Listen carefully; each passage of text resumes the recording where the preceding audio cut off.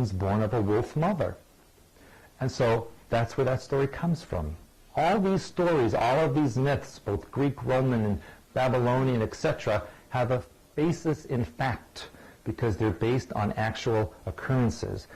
To this very day, there are humans who are born with webbed hands and feet or extra fingers and toes. These are all throwbacks to the ancient Atlantean genetic experimentation, which is still in existence to this very day genetically. And so the Atlanteans, in their zeal to control everything, also destroyed their own continent by manipulating the geomagnetic force underneath their continent. And they collapsed over 3 different cataclysms into what is now the Atlantic Ocean. All that is left of the Atlantean continent is Bermuda, most of the Caribbean islands, and Azores and the Canaries. Most of the rest is submerged.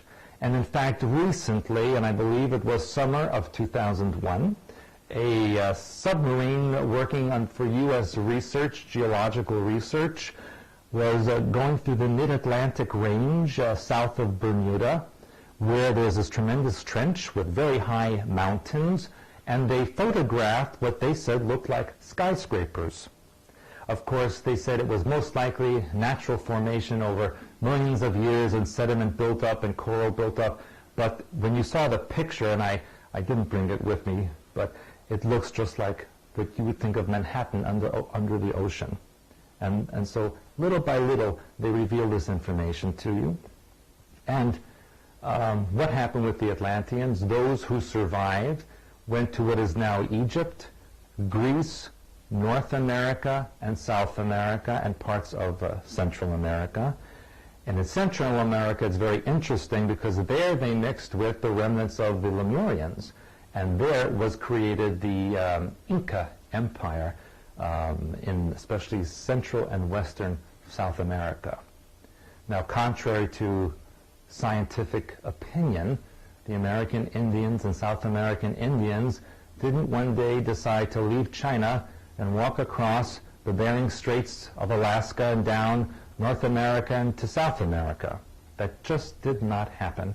First of all, their shoes would have worn out a long time before they reached there. Very rough crowd. Next time you come, you got to take some laugh spray. And does it even make sense?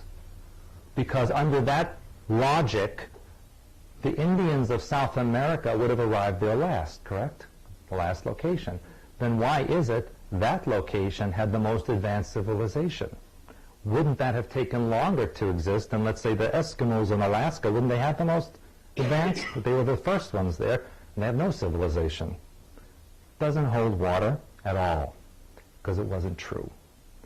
And so even if you go around the Pacific, you will find curiosities. For example, in New Zealand, you will find in the rural areas stone temples of very high degree and roads that lead from mountainous areas and then end underwater into the Pacific as if they were continuing on, but of course no one knows where they end. And Hawaii, here's a very interesting thing about Hawaii. The government recently sent out a warning to people, and it said that imminently there would be a vast volcanic eruption in Hawaii, but so powerful that it would create a magnificent earthquake. And the earthquake would cause gravitation or gravity to be 1.75 times that of the normal, because the ground bolting up and down so rapidly. Under that circumstances, nothing will remain standing in Hawaii. So when people say to me, well, I'm going to run away from North America, I'm going to go live in Hawaii, not a good idea. Because even the government is warning about that one, and it's imminent, and it will create vast tidal waves that will affect all sides of the Pacific Ocean. But here's the good news, Hawaii is not sinking, it's rising up. So if you were able to survive that blast, most likely you'll be able to live past that because you'll be above ocean. But in that same warning, which was absolutely fascinating to me, in that same warning, the government said that Hawaii was once part of a larger volcanic island. that now were submerged. The first time they ever admitted to the possibility of Lemuria. So that was very fascinating. Part of the dissemination of information program that they're giving you between now and 2003.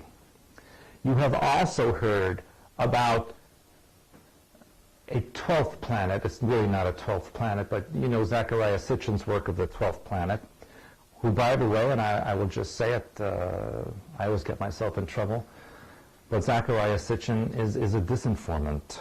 I think he started out okay, but I met him in Switzerland 4 years ago, and he gave a lecture, in the same place I was giving a lecture, and he totally turned around everything he was saying. He denied everything. So something happened there, and long story, but just know that whatever he's saying now isn't exactly the truth. But there is a planet which is really a vehicle. Now, you have heard it called Marduk, but some civilizations call it Nibiru. That seems to be the more popular word these days. And it has an elliptical orbit around the sun that passes by the Earth every 3,600 years. Now, people thought that was fantasy and that this was all based on the translations of Sumerian tablets from thousands of years ago. Well, lo and behold, January 2001, LA Times, New York Times, front page. NASA has discovered a large planetary body beyond Pluto, which has an orbit contrary to all other planets around the sun, and that based on the present trajectory, it will be in the vicinity of the Earth by mid-2003. That was the last news release on that.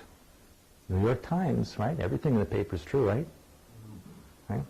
So that's what they released. And so, here's what they do for their legalities. They'll release information one time, and in a way that most people don't pay attention to it, so that should something come up in the future where they said, hey, you should have told us about this, well, here it is. We told you.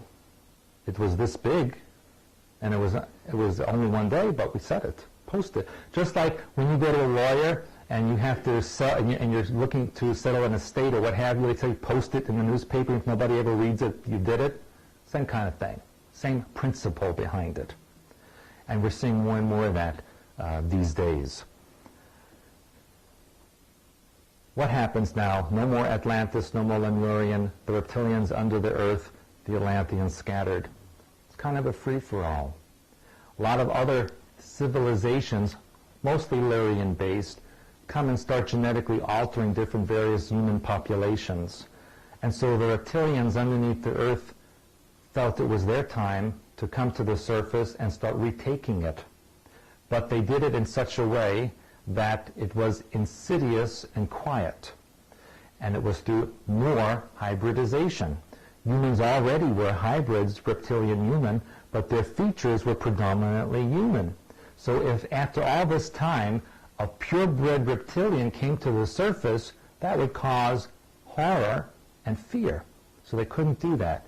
They had to create further hybridization, and they started with the Sumerian civilization in what is now Iraq, or southern Iraq, and in fact, very much close to and including what is now Kuwait. And so they started with the civilization called Sumer. And if you look in history books or art books under the god and goddess of Sumer, you will see that the god and goddess were Nimrod and Semiramis. This is the god and goddess. Now, why do you think reptilian beings would have a god-goddess as a deity? Why wouldn't it just be a god or just a goddess? Because they're androgynous. And in order to get that into mammalian symbology, they need a male and female component of the one god. So they have god and goddess. And if you look up Nimrod and Semiramis, what they look like reptilians.